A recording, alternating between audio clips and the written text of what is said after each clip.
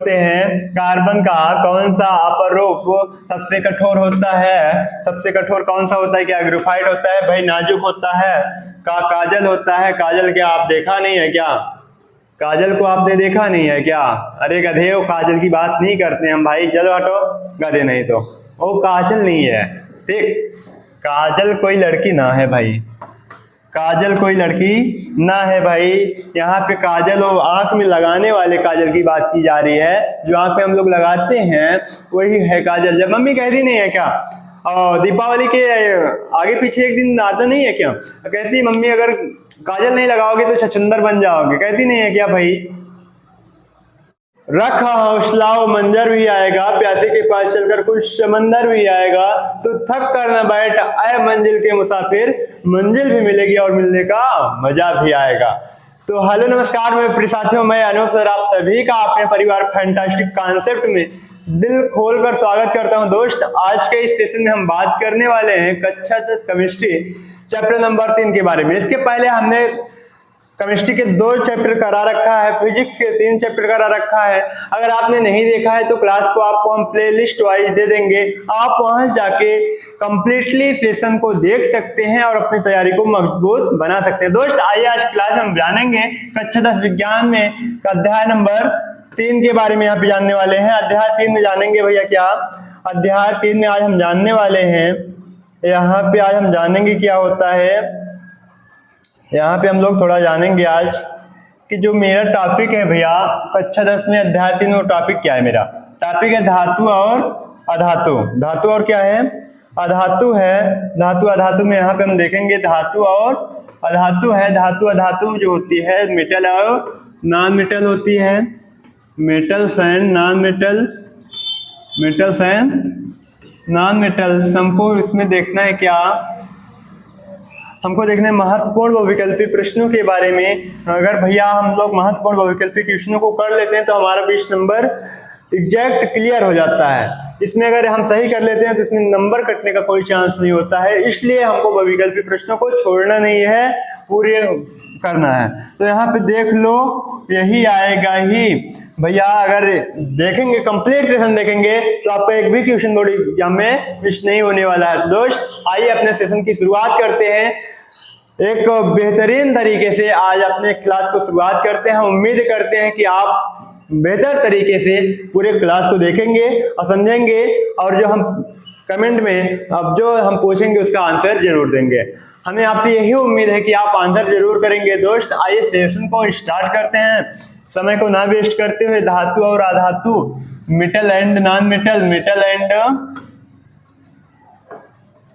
Non metal, metal and non metal. आइए दोस्त, यहाँ पे हम अपने टॉपिक की शुरुआत करते हैं। जैसा कि हमको लिखा मिल रहा है यहाँ पे, प्रश्न संख्या 1, अधातुएं आवर्त सारणी में किधर स्थित हैं? तो मेरे प्रिय साथियों, आप जवाब देंगे क्या दाईं ओर स्थित हैं, क्या बाईं ओर स्थित हैं, क्या बीच में स्थित हैं, मध्य में स्थित हैं, किनमें से कहीं भी नहीं स्थित हैं? तो मतलब दोस्त, आपको बताना है आंसर कि भैया आपने पढ़ा होगा आवर्त सारणी। अपने तो ऐसे खोलेंगे जब आवर्त सारणी, ऐसे जब खोलेंगे आवर्त सारणी भाई, तो आपके दाहिने तरफ जो होता है अधातुएं होती हैं। अधातुएं किस तरफ पाई जाती हैं आवर्त सारणी में? तो मेरे प्रिय साथियों, आप बता सकते हैं दाईं ओर पाई जाती हैं आवर्त सारणी में। जो होती है अधातुएं आवर्त सारणी के दाईं तरफ पाई जाती हैं, इसलिए ऑप्शन नंबर क्या हो जाएगा? ऑप्शन नंबर 1 करेक्ट आंसर हो जाएगा। ऑप्शन नंबर 1 क्या हो जाएगा? बिल्कुल करेक्ट आंसर हो जाएगा। ऑप्शन आप देखते हैं प्रश्न संख्या 2 में क्या दे रखा है। ऐसे तत्व जो इलेक्ट्रॉनों को त्याग कर धनायन बनाते हैं वे कहे जाते हैं, क्या कहे जाते हैं?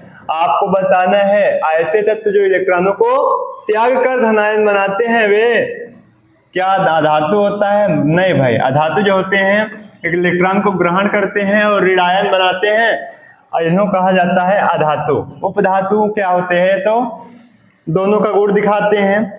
ये दोनों का गुण होता है, जैसे कि ब्याह में कहते हैं ना, पंडित का रोल होता है, ब्याह करवा देता है, लड़की लड़की को मिला देता है, अपना बीच दान और छिड़स मतलब है वर मरे चाहे कन्या। हमसे उससे कोई मतलब नहीं है, हम दोनों गुण दिखाएंगे। वैसे सेम धातु का काम होता है। अब क्या धातु होती है जी, बिल्कुल करेक्ट आंसर हो जाएगा ऑप्शन नंबर सी। ऐसे तत्व जो इलेक्ट्रॉनों को त्याग कर धनायन बनाते हैं वे धातु कहे जाते हैं। वे क्या कहे जाते हैं? धातु कहे जाते हैं। ऑप्शन नंबर सी क्या हो जाएगा? बिल्कुल करेक्ट आंसर हो जाएगा। अब यहाँ पे अगर हम बात करें क्वेश्चन नंबर 3 की, धातु द्वारा त्यागी गई इलेक्ट्रॉनों की संख्या को उस धातु तत्व की क्या कहा जाता है? धातु द्वारा त्यागी गई इलेक्ट्रॉनों की संख्या को उस धातु तत्व की क्या कहा जाता है? संयोजकता कहा जाता है, आयनों की संख्या कहा जाता है, प्रोटॉनों की संख्या, इसमें से कोई नहीं। तो मेरे दोस्त, उस धातु की संयोजकता कहलाती है। किसी धातु द्वारा त्यागी गई कुल इलेक्ट्रॉनों की संख्या को उस धातु तत्व का संयोजकता कहा जाता है। क्या कहा जाता है? संयोजकता कहलाती है भाई। आइए क्वेश्चन नंबर 5 की ओर बढ़ते हैं हम लोग, सॉरी 4 की ओर बढ़ते हैं। यहाँ पे धातु, ऊष्मा और विद्युत की क्या होती है? आपने बचपन से पढ़ते हुए आया है, आपने इसको बचपन से पढ़ा है। आप इसका कमेंट में आंसर जरूर करेंगे कि जो होते धातुएं क्या होती हैं? धातुएं क्या होती हैं? विद्युत और ऊष्मा की अचालक होती हैं, चालक होती हैं, अति चालक होती है या अर्धचालक होती है? बताओ भाई, जल्दी से कमेंट बॉक्स में इसका आंसर करेंगे जरूर। सभी बच्चे करेंगे इसका आंसर, जल्दी से करेंगे, बहुत जल्दी से करेंगे इसका आंसर, सभी लोग करेंगे, फटाफट करेंगे। तो जल्दी जल्दी बताइएगा आंसर भैया क्या हो जाएगा। धातु, ऊष्मा और विद्युत क्या होती हैं? तो आपका आंसर हो जाएगा क्या होती है? चालक होती है। देखिए विद्युत और ऊष्मा जो होता है वो धातु में क्या होता है? वो क्या होता है? धातु में चलता है। विद्युत और ऊष्मा धातु में क्या होता है भाई? चलता है। अब आप ये क्वेश्चन नंबर 5 की तरफ बढ़ते हैं। जैसा कि लिखा है SI सिलिकॉन, जर्मेनियम और आर्सेनिक और एंटीमनी। SBC क्या होता है? एंटीमनी होता है, सिलिकॉन होता है, ये क्या होता है? जर्मेनियम होता है, आर्सेनिक होता है और क्या होता है? एंटीमनी होता है। तत्व कहे जाते हैं। क्रियाशील धातुएं हैं? नहीं भाई, धातुएं तो है ही नहीं है। अक्रियाशील धातुएं आ गया तो है ही नहीं है। उपधातुएं हैं क्या? उपधातुएं हैं क्या? अधातुएं हैं क्या? नहीं भाई, हमने पढ़ा रखा है उपधातुएं हैं। उपधातुएं जो होती हैं न पूर्ण रूप से अधातुएं होती हैं, न पूर्ण रूप से धातुएं होती हैं। वही पंडित वाली कहानी है। जब शादी विवाह में जाता है लड़की लड़के को मिला के अपना फरार हो जाता है, दान दक्षिणा लेके अपना गायब हो जाता है। वही इसका काम होता है। यहाँ पे उपधातुएं जो होती हैं वो क्या करती हैं? न तो पूर्ण रूप से इसमें कह सकते हैं क्या है? धातुएं हैं। न पूर्ण रूप से क्या है? धातुएं हैं और ना ही पूर्ण रूप से क्या है? अधातुएं ही हैं। आप इसलिए कह सकते हैं क्या है? क्या है ये भाई? ये क्या है? उपधातुएं हैं। आइए बात करते हैं प्रश्न संख्या 6 की। क्या लिखा है? भूपर्पट्टी में स्वतंत्र अवस्था में पाई जाने वाली धातुएं निम्नांकित में कौन है? अब बताओ भाई, भूपर्पट्टी में स्वतंत्र अवस्था में पाई जाने वाली धातुएं कौन सी हैं? जो होता है Mg होता है, वे सक्रियता श्रेणी का तत्व है। जब अधिक क्रियाशील तत्व जो होता है वो कभी भी क्या होता है भाई? स्वतंत्र अवस्था में नहीं रह सकता है। अब यहाँ पे बात करें तो यहाँ पे ये क्या है? एल्युमिनियम है। एल्युमिनियम जो होता है भी सक्रियता श्रेणी का तत्व है। जडियन क्या है? ये क्या है? ये भी सक्रियता श्रेणी का तत्व है। सक्रियता श्रेणी का तत्व हम कैसे याद करेंगे? हम आपको एक तरीका बता देते हैं।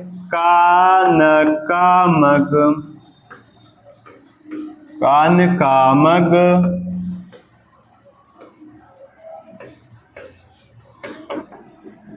कहने का मतलब इसी तरीके से हम सक्रियता श्रेणी के तत्वों को याद कर सकते हैं। सबसे पहला सबसे ज्यादा सक्रिय जो होता है वो होता है पोटेशियम। भैया क्या होता है? वो होता है पोटेशियम। उसके बाद क्या हो जाता है? सोडियम होता है। उसके बाद क्या होता है? कैल्शियम। उसके बाद मैग्नीशियम। उसके बाद एल्युमिनियम। उसके बाद जिंक वगैरह। उसके बाद क्या होता है?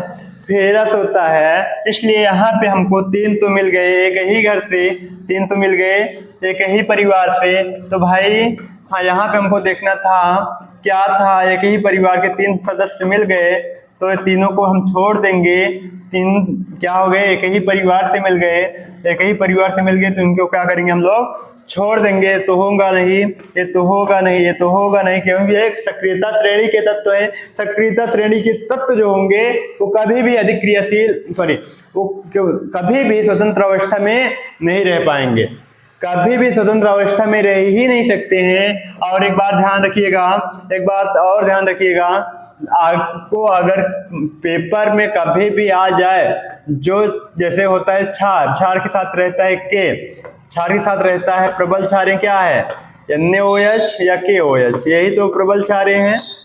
NaOH या फिर KOH क्या है, प्रबल क्षारें हैं। इन दोनों के साथ में क्या होगा, जो क्षार के साथ अधिक क्रियाशील तत्व होते हैं वे कभी भी स्वतंत्र अवस्था में नहीं रहते हैं। इस बात को आप नोट डाउन करेंगे। आइए क्वेश्चन नंबर 7 की ओर बढ़ते हैं। कार्बन का कौन सा अपरूप सबसे कठोर होता है? सबसे कठोर कौन सा होता है? क्या ग्रेफाइट होता है? भाई नाजुक होता है। काजल होता है। काजल क्या आप देखा नहीं है क्या? काजल को आपने देखा नहीं है क्या? अरे गधे, वो काजल की बात नहीं करते हम भाई, चलो हटो गधे, नहीं तो वो काजल नहीं है, ठीक। काजल कोई लड़की ना है भाई, काजल कोई लड़की ना है भाई।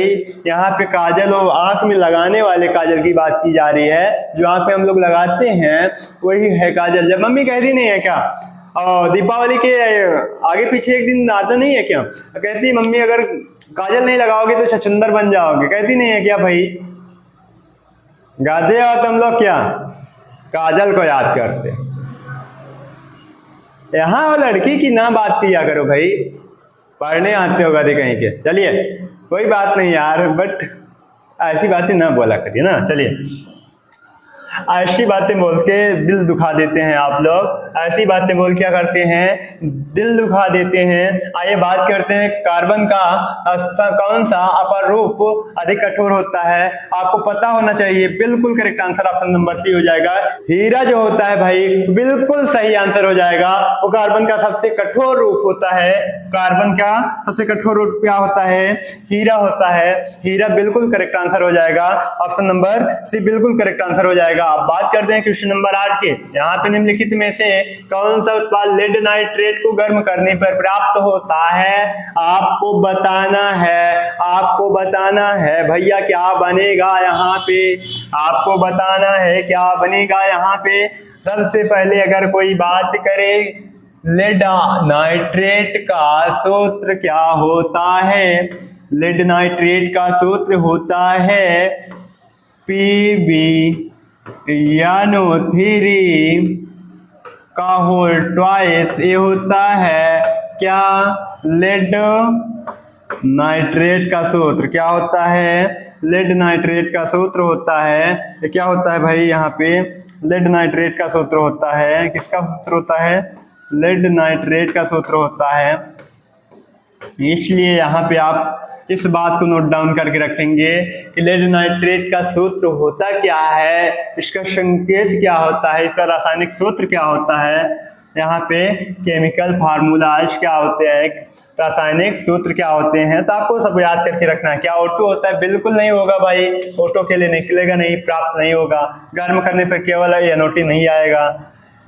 जब O2 NO2 नहीं आएगा तो बचेगा क्या? NO2 और N2 बचा कि नहीं बचा? ये तो नहीं आने वाला, क्योंकि ये दोनों को तो हम पहले ही काट चुके हैं।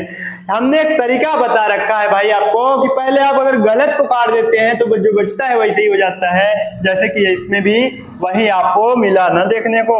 अब आइए बात करते हैं क्वेश्चन नंबर 9 की। निम्न में से कौन सा आयनिक यौगिक है?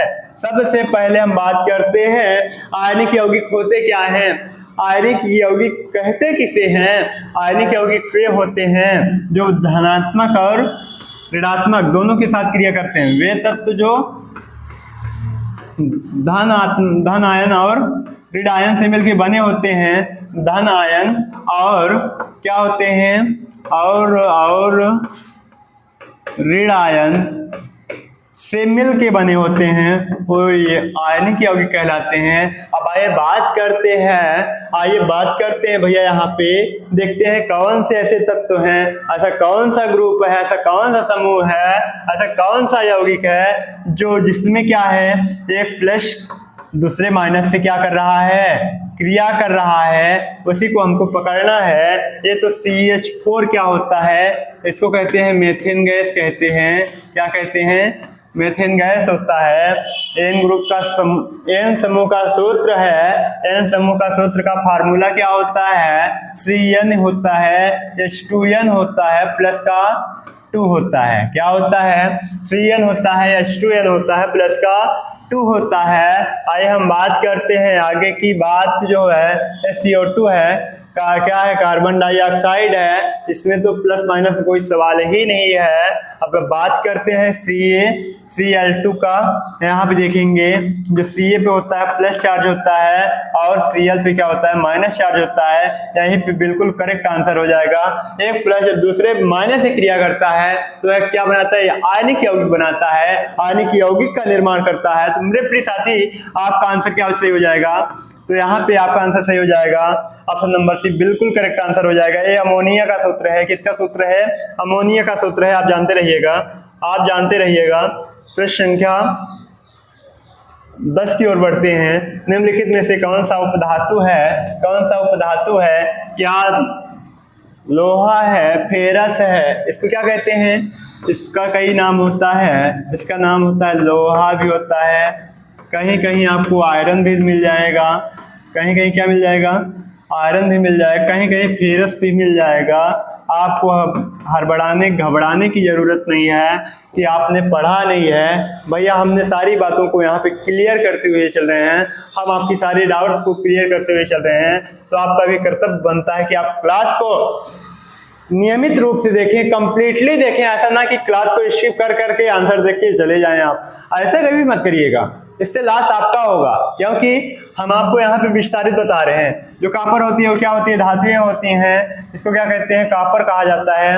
कॉपर या फिर क्या कहा जाता है भाई, ये कॉपर कहा जाता है या फिर क्या कहा जाता है, इसको कॉपर या तांबा कहा जाता है। कॉपर या तांबा कहा जाता है, तांबा या कॉपर दोनों कहा जाता है भाई। इसलिए इसको आप ध्यान रखिएगा। नाइट्रोजन गैस है, अर्थात ये तीनों में से कोई नहीं हुआ, ये तीनों में से कोई नहीं हुआ, तो जो बच गया वही आंसर हो गया। हमने यही तरीका शुरुआत से ही बताते हुए आ रहे हैं कि भैया अगर आप 3 को गलत कर देते हैं, जो बचता है वही सही आंसर हो जाता है। ऑप्शन नंबर डी बिल्कुल करेक्ट आंसर हो जाएगा। क्वेश्चन नंबर 11 की ओर बढ़ते हैं। लोहे को संक्षारित होने से बचाने के लिए उसकी सतह पर किसकी लेप चढ़ाना लाभकारी होता है, तो यहाँ पे क्रोमियम का लेपन होता है क्या, नहीं भाई। एडोनीकरण होता है, नो भाई। पेंट किया जाता है क्या, नहीं भाई। यश लेपन द्वारा जो होता है वो लोहे को संक्षारित होने से, जंग लगने से बचाया जाता है यश लेपन विधि द्वारा। यश लेपन विधि होती क्या है, लोहे या इस्पात में क्या किया जाता है, एक जस्ते की परत चढ़ाई जाती है, जिससे होता क्या है, लोहा में जंग नहीं लगता है। इसलिए इस क्रिया को गैल्वेनीकरण या इस क्रिया को गैल्वेनीकरण या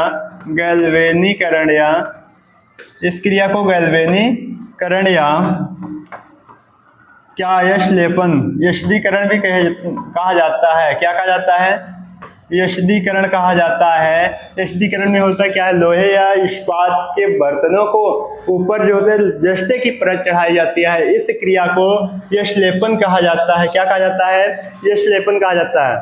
लोहे या इस्पात के बर्तनों पर, या फिर कह सकते हैं लोहे या इस्पात को बचाने, संक्षारित होने से बचाने के लिए या जंग लगने से बचाने के लिए हम क्या करते हैं, जस्ते की परत चढ़ा देते हैं। वही होता है क्या कहलाती है क्रिया, क्या कहलाती है, यश लेपन कहलाती है। ऑप्शन नंबर डी बिल्कुल करेक्ट आंसर हो जाएगा।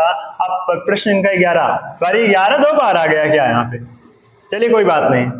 यहाँ पे 11 नंबर जो है 2 बार आ गया है, कोई दिक्कत नहीं। यहाँ पे अब बात करते हैं ऑक्सीजन परमाणु के बाह्यतम कक्ष में इलेक्ट्रॉनों की संख्या कितनी होती है।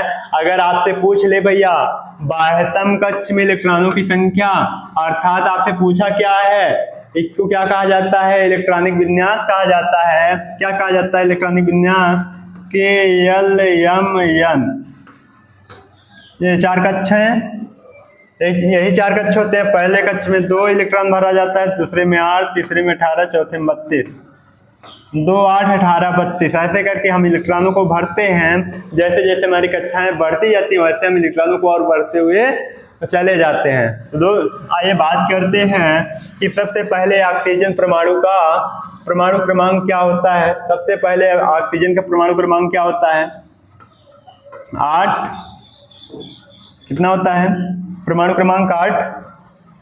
समझ में आई बात? 8 नंबर पे है। तो सबसे पहले हम कितना भरेंगे इसमें? पहले कक्षे में कितना भरेंगे? 2 इलेक्ट्रॉनों को। बचा कितना दूसरे कक्षे में? 6 बच गया। जो कह सकते हैं ऑक्सीजन का इलेक्ट्रॉनिक विन्यास होगा, क्या होगा? इलेक्ट्रॉनिक विन्यास जो होगा इसका, इलेक्ट्रॉनिक विन्यास जो होगा इसका 2 और 6 होगा। 2 और क्या होगा?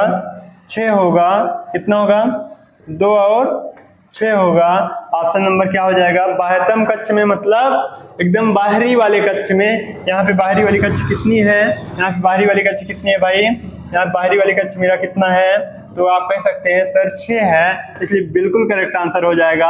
आंतरिक कक्ष या पहली कक्ष में तो होता 2, बट हमसे पूछा क्या है? दूसरी कक्ष में या तो बाह्यतम कक्ष में पूछा है। ऑप्शन नंबर क्या हो जाएगा? बी बिल्कुल करेक्ट आंसर हो जाएगा। मैं आपको बता दूं यहाँ पे बता देना चाहता हूँ, जो बोर्ड एग्जाम में आते हैं कई प्रकार के क्वेश्चन आते रहते हैं, कई प्रकार के क्वेश्चन आते हैं ना, इसके लिए मैं आपको बता देना चाहता हूँ यहाँ पे कि ध्यान रखिएगा, थोड़ा सा ध्यान रखिएगा कि बहुत ज़्यादा पूछा जाने वाला क्वेश्चन क्या है। ठीक, मैं आपको बता देना चाहता हूँ यहाँ पे। ये क्या हो रहा है भाई? मैं आपको बता देना चाहता हूँ यहाँ पे, थोड़ा सा आप ध्यान से देखिएगा इस बात को। सबसे ज़्यादा पूछा जाता है या फिर 17 नंबर जो होता है क्लोरीन का, या फिर पूछा जाता है 11 नंबर जो होता है सोडियम का इलेक्ट्रॉनिक विन्यास पूछा जाता है। तो मैं बता दूं, Na पे प्लस चार्ज होता है, Cl पे माइनस होता है। मैं दोनों को एक एक करके बता देता हूं। दोस्त आप कर सकते हैं इसका इलेक्ट्रॉनिक विन्यास। हमने अभी जस्ट जैसा कि बताया भाई कि एक जो होते हैं इलेक्ट्रॉनिक विन्यास करने का नियम होता है KLMN। ये कक्ष है, बताए ना भाई, 4 कक्ष होते हैं KLMN।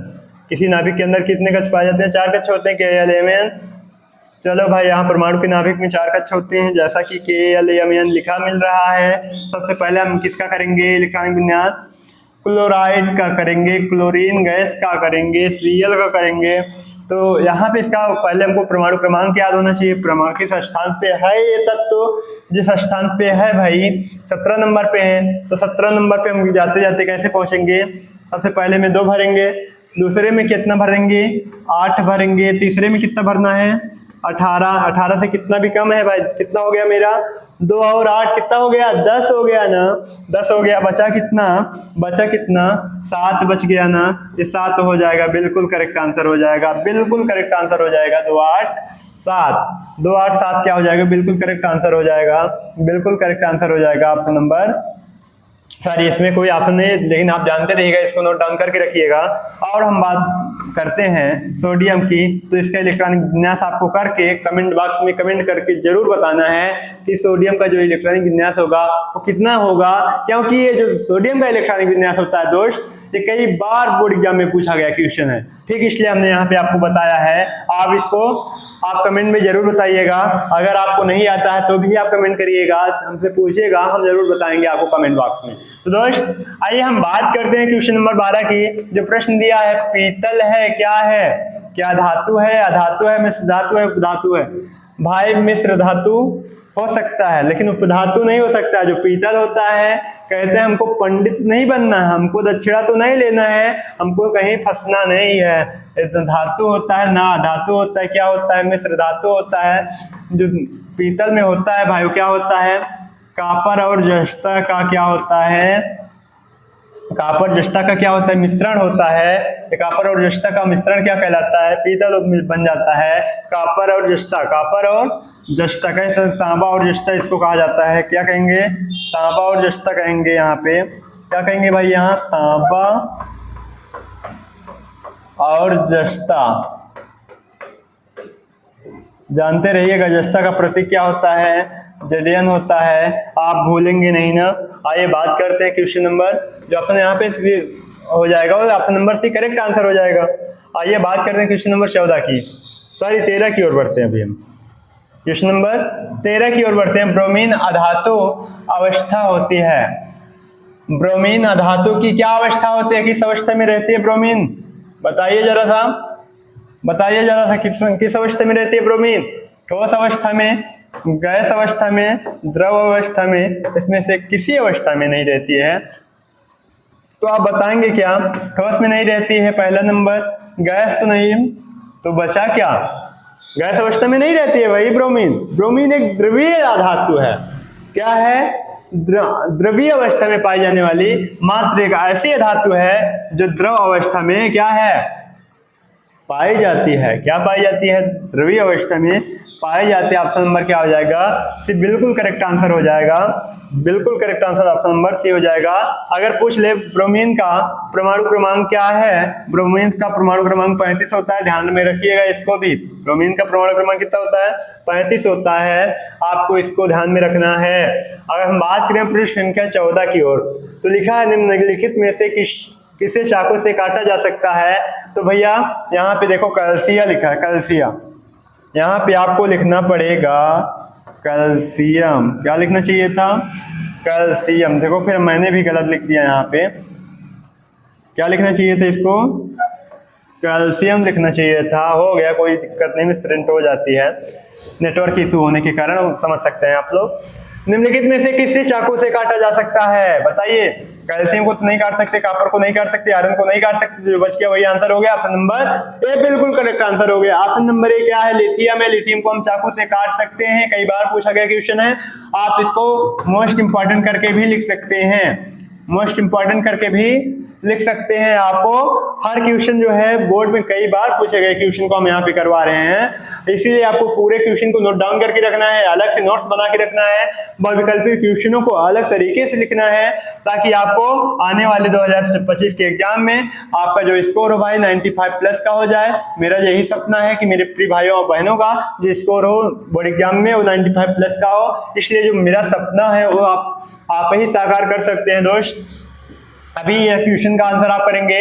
लोहा को जिंक से लेपित करने की क्रिया को कहते हैं। अभी हमने जिंक मतलब जस्ता बताया था, जिंक या जस्ता, बात एक ही है। जिंक या जस्ते की परत जब चढ़ाई जाती है तो क्या कहलाता है? संचारण कहलाता है। संचारण माने होता है, संचारण माने क्या होता है? जिंक को लगना होता है ना, गैल्वेनीकरण कहा जाता है, पानी चढ़ाना कहा जाता है, विद्युत अपघटन कहा जाता है। विद्युत अपघटन नहीं होता है, पानी चढ़ाना नहीं होता, संचारण नहीं होता, क्या होता है? गैल्वेनीकरण कहा जाता है, जिसको हम कहते हैं यदस्सीकरण कहा जाता है, या फिर यशदीकरण बताया था। क्या बताया था?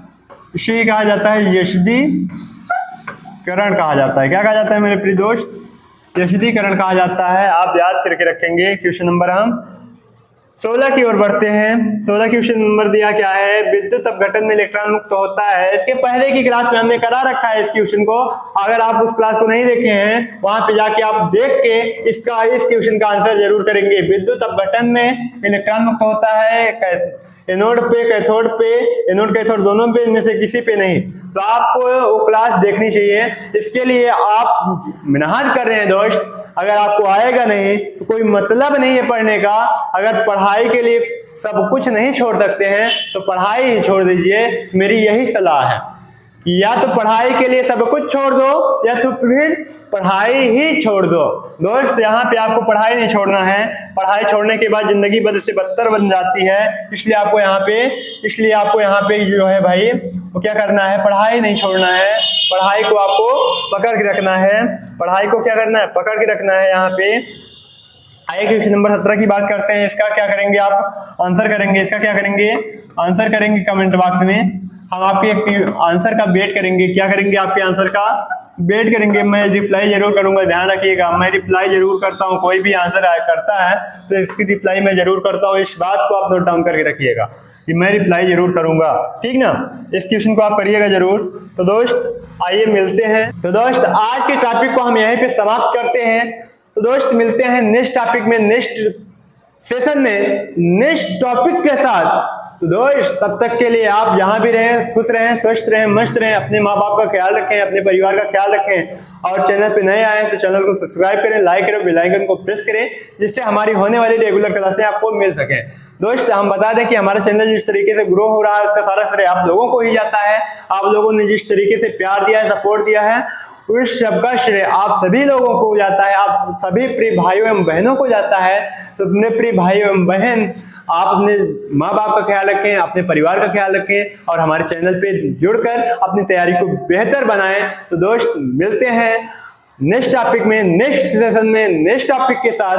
तो दोस्त तब तक के लिए, तो दोस्त मिलते हैं नेक्स्ट टॉपिक में, नेक्स्ट सेशन में। तब तक के लिए जय हिंद, वंदे मातरम।